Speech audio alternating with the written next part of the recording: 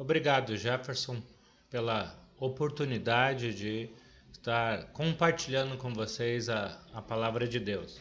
É uma alegria estarmos juntos celebrando este culto. Falando em celebrar, em comemorar, para você existe diferença entre comemoração e celebração?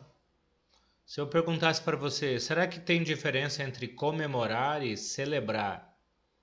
Será que você conseguiria definir comemorar como uma coisa, celebrar como outra?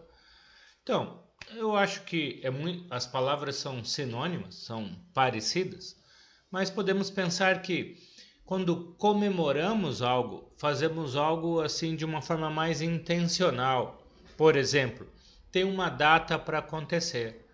Quando comemoramos aniversário, né, de nascimento, aniversário de casamento, comemoramos uma data específica, uma festa religiosa, né, não faz tanto tempo assim, comemoramos o Natal, né, muitas pessoas têm esse hábito, então é algo programado.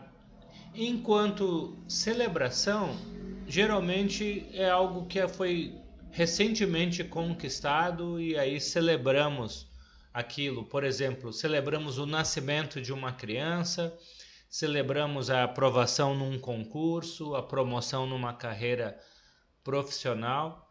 Às vezes a gente pensa que comemorar exige uma festa, enquanto celebrar você pode dar um abraço caloroso, né? Quando podia se dar um abraço caloroso, uma mensagem eletrônica, um envio de flores. Então, podemos comemorar e celebrar de maneiras diferentes. Mas o que eu quero pensar é que tanto comemorar ou celebrar, geralmente fazemos isso pensando numa vitória, numa conquista, ou numa vitória, numa conquista individual, ou numa vitória, numa conquista coletiva. A Bíblia mostra que o nosso Deus é um Deus de comemoração. Nosso Deus é um Deus de celebração. O Velho Testamento é recheado de festas, é recheado de comemorações e celebrações. O povo de Israel constantemente tinha no seu calendário, no que a gente chama de calendário judaico, festas e dias especiais. Pentecostes, Yom Kippur, também conhecido como a festa da expiação, um dia em que eles celebravam a purificação dos pecados do povo. A festa das cabanas, também conhecida como festa dos tabernáculos. Festa das trombetas. Então, se você ler nos livros de Levíticos, nos livros de Deuteronômio, Número, nos primeiros livros da Bíblia, você vê Deus dando uma série de instruções para o povo celebrar algumas festas religiosas. E o objetivo maior dessas festas era ajudar o povo de Israel a estar sempre lembrando da presença de Deus no meio deles. Muitas dessas festas tinham o objetivo de lembrar, eles estavam celebrando, comemorando, mas lembrando das coisas que Deus havia feito no meio deles, como Deus os tinha livrado dos inimigos, das provações, dos problemas, como Deus tinha protegido o povo de ataque de povos inimigos, como Deus tinha abençoado a colheita de grãos, de cereais, de trigo, por exemplo, como Deus havia dado ou estava dando o perdão de pecado para o povo. Então, sempre as festas e celebrações que o povo de Israel fazia eram acompanhadas de rituais bem elaborados, cheios de símbolos específicos, até detalhados, para lembrarem da ação de Deus, do relacionamento de Deus com o seu povo. Talvez uma das celebrações ou uma das comemorações mais significativas de Israel era a Páscoa judaica. Então, os israelitas, uma vez por ano, celebravam como Deus tinha livrado o povo da escravidão do Egito. Como que Deus, de repente, tinha livrado com mão poderosa o povo que estava como escravo em Israel, agora sendo levado para a terra prometida de Canaã. Então, na Páscoa, eles comiam um cordeiro pascal, comiam pães sem fermento, ervas amargas, entre outras coisas, que cada uma tinha o seu significado, para ajudar o povo a lembrar da amargura que foi o período de escravidão e agora a libertação que Deus havia dado para o seu povo. Tanto que a Páscoa é importante que Jesus sentou para celebrar a Páscoa com seus apóstolos e acabou instituindo a ceia. E todos os domingos, quando celebramos a ceia, lembramos do que Deus fez por você e por mim, da sua morte pelos nossos pecados, da sua ressurreição para nos garantir vitória sobre a morte e sobre o pecado. O nosso Deus é um Deus de comemorações, é um Deus de celebrações. Por que eu estou falando tudo isso? Porque eu tenho ouvido muitas pessoas falando que esse ano de 2021 é um ano em que, quando a gente olha para 2020, não temos nada para celebrar, não temos nada para comemorar.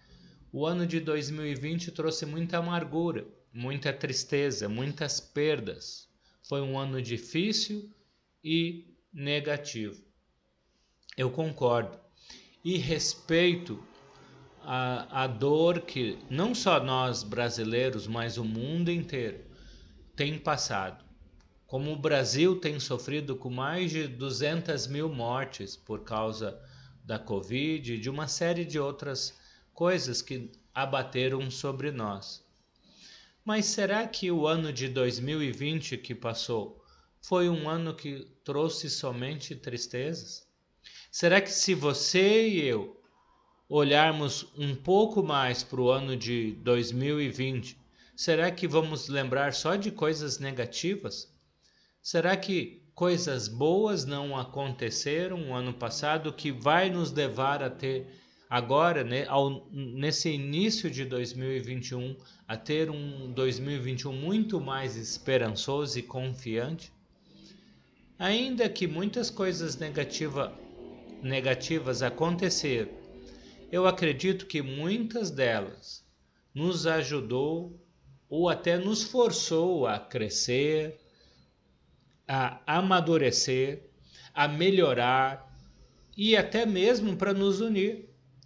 No ano de 2020 eu assisti cultos, participei de cultos com irmãos do Brasil inteiro, do Nordeste, do Sudeste, né? Além de ter no final do ano voltar para o culto presencial na minha congregação local.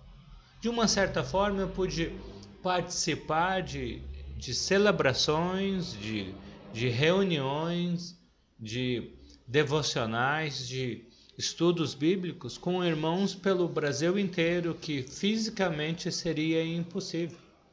Talvez eu conheça irmãos que no mesmo domingo, né? No mesmo domingo participaram de mais de um culto, né? Tanto aí no Rio, quanto em São Paulo, quanto em Campo Grande, quanto em Brasília, quanto, né, ao longo do país. Muitos irmãos, por mais de um culto, celebraram a Deus, a ceia, os cânticos, e ouviram mensagens que transformaram as suas vidas.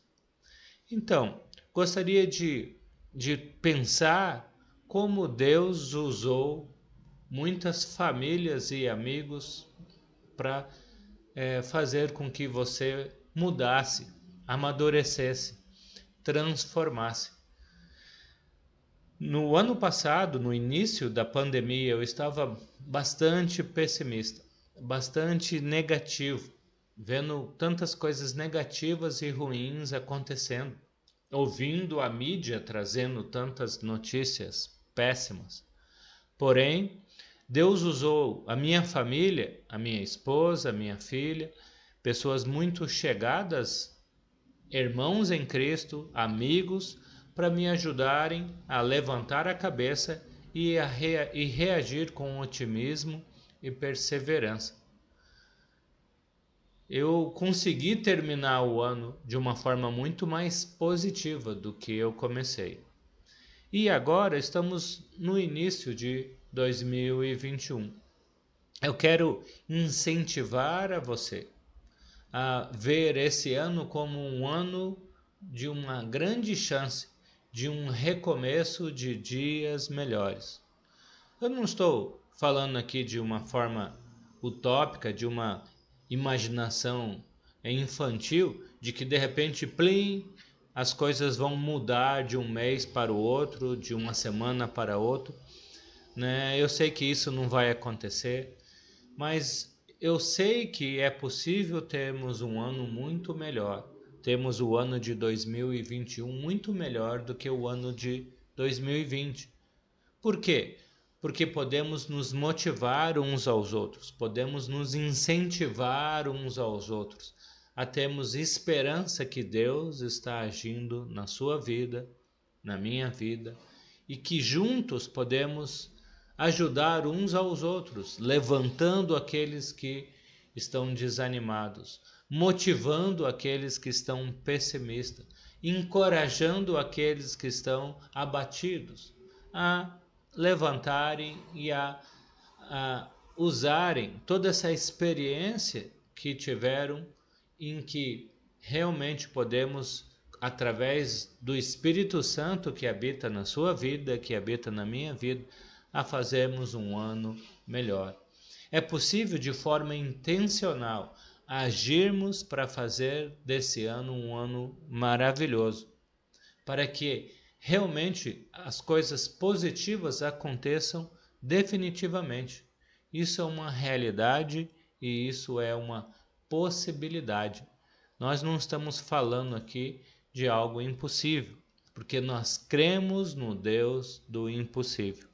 O fato de você e eu estarmos aqui nesse momento, participando desse culto, celebrando a ceia do Senhor, cânticos, orações, compartilhando a palavra de Deus entre nós.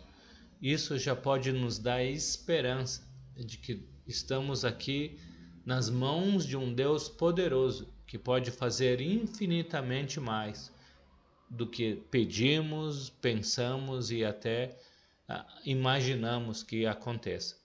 Então, o meu convite para você é que façamos desse ano de 2021, que ainda está no início, um ano de bênçãos, um ano de vitórias, um ano de grandes vitórias, tanto espirituais, quanto financeiras, quanto materiais, porque o nosso Deus é um Deus que nos dá vitória por completo.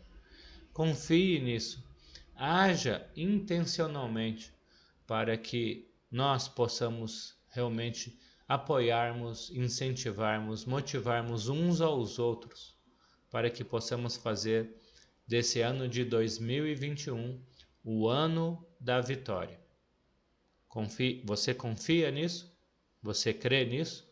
Então, que Deus nos abençoe, para que realmente possamos ter vidas melhores para nós mesmos e para a glória de Deus nesse ano de 2021. E que Deus nos abençoe, para que possamos ter uma semana abençoada, assim como um ano abençoado. Amém?